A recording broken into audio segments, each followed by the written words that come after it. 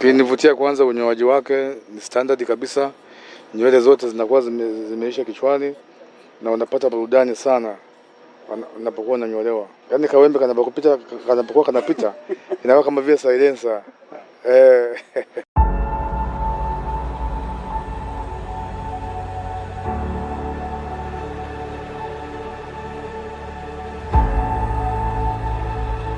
Kaskazini magharibi mwa Tanzania tunalikuta jiji la Mwanza, mahali ambapo mawe makubwa hukumbatia historia na upepo wa ziwa Victoria hubeba simulizi zisizosimuliwa. Katika barabara ya kuelekea Capri Point, msururu wa saluni unasimama kama mashahidi wa mabadiliko ya nyakati. Lakini miongoni mwa saluni hizo ipo moja inayovuta macho na fikra.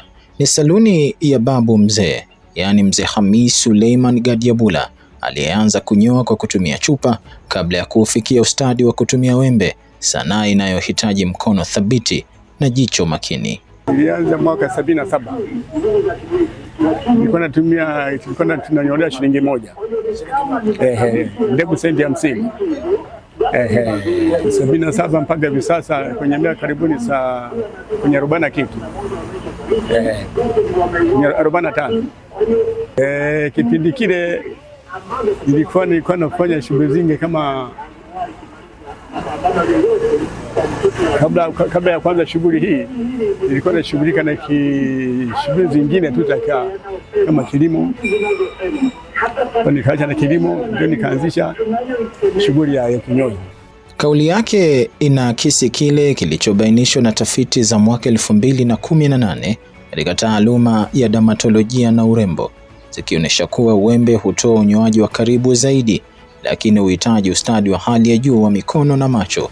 Hapa ndipo methali semayo kazi ni ujuzi na wala si nguvu inapopata maana halisi.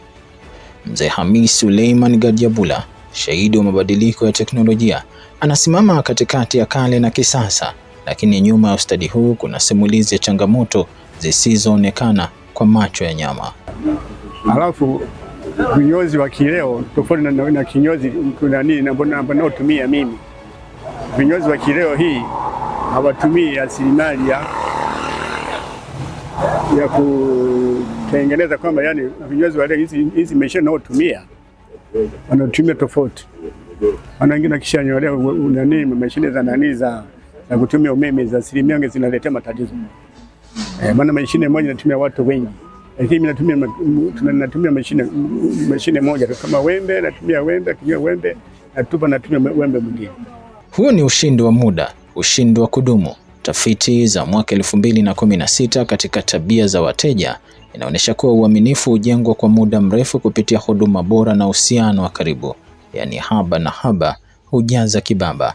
Na kwa vijana wanaochipukia, Mzee Hamis anaacha alama ya busara. Vijana wa leo wanafungua shughuli ya saluni, hawazingatii na shughuli hii. Sasa wao baada ya hawazingatii, wanaona kwamba maana kuvumilia ni kitu cha muhimu sana. Sasa wao siku 2-3 anafungua saluni, baada ya miezi 2 mwaka basi anaacha. Kila kitu ni uvumilivu. Hadithi ya ustadi wa kazi unathibitishwa na wateja wenyewe wakisadiki tafiti za mwaka 2019 kuhusu mafunzo ya ufundi zinazoonyesha kuwa ustadi wa mikono huimarika zaidi baada ya mazoezi ya muda mrefu kuliko kutegemea vifaa pekee, yani haraka haina baraka. Huu ndio unyoaji wa halisia. Kwanza tumia wembe, halafu unamaliza nywele. Nimetoka wilaya ya Magu. Nimekuja kunyoa hapa kila Jumamosi na kujaja hapa kwa wiki mara 2. Magu natumia gharama. Toka hapa pata Magu ni masaa kama 5. Mbali na ustadi wa Mzee Hamis Suleiman Gadiabula, hatua chache mbele, ulimwengu mwingine unajitokeza. Ni saluni za kisasa zikimetameta kwa nuru na teknolojia. Yaani tunapotumia hivi vifaa vya kisasa ambao ni mashine za kisasa, inakuwa ni rahisi sana kuliko yule ambaye anatumia wembe wa kawaida ambao anaunganisha na vitana hivi vya kushikilia mkononi. Sababu gani? Vile ambavyo tunapotumia unapotumia wembe na kitana, hivi vitana vidogo vidogo, inahitajika umakini wa hali ya juu sana, sababu natakiwa ubane kile kiwembe kwa nguvu zaidi, ili usababishe kwa mnywa mtu nywele ikawa kipara au ukamweka vibarango fulani hivi. Utafiti wa mwaka 2022 katika teknolojia ya urembo unaonyesha kuwa mashine hupunguza muda wa kunyoa kwa zaidi ya 50%, ikithibitisha methali inayosema muda ni mali, ni kizazi cha kasi kinachoishi kwa saa na dakika. Mimi kwangu, kwa nafasi yangu ya leo, nimeweza kufurahia kitu hiki na nimeweza kuenjoy kuwa miongoni mwa watu waliotengeneza historia katika historia hii. Napendea, yani ninachokipendea, nanyolewa vizuri kama wewe unavyoona.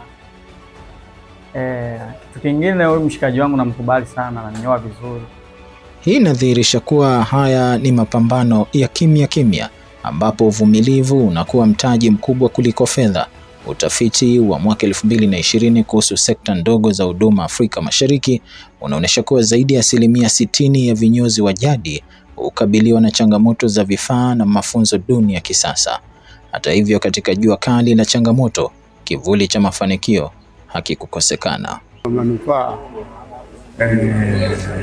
Manufaa mengi, nimejenga nyumba, leo nimeoa, nikawa na watoto, nikawa na wajukuu.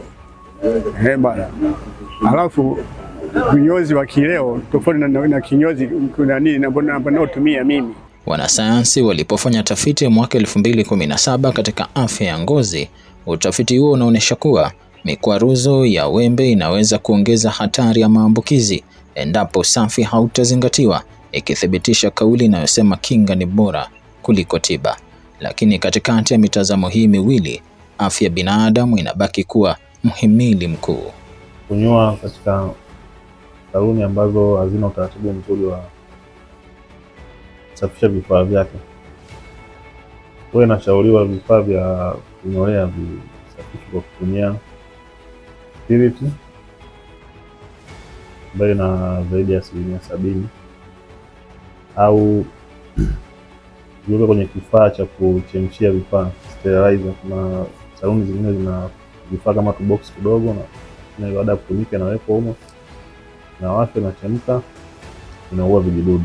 Hapo ndipo mizani ya maisha inapolingana kati ya kasi na usalama. Katika barabara ile ya Capri Point, hadithi mbili zinaishi sambamba. Moja ni hadithi ya jadi na nyingine ni hadithi ya kisasa. Mzee Hamis Suleiman Gadiabula anaendelea kuandika historia kwa wembe wake, huku dunia ikienda kasi na mashine zake.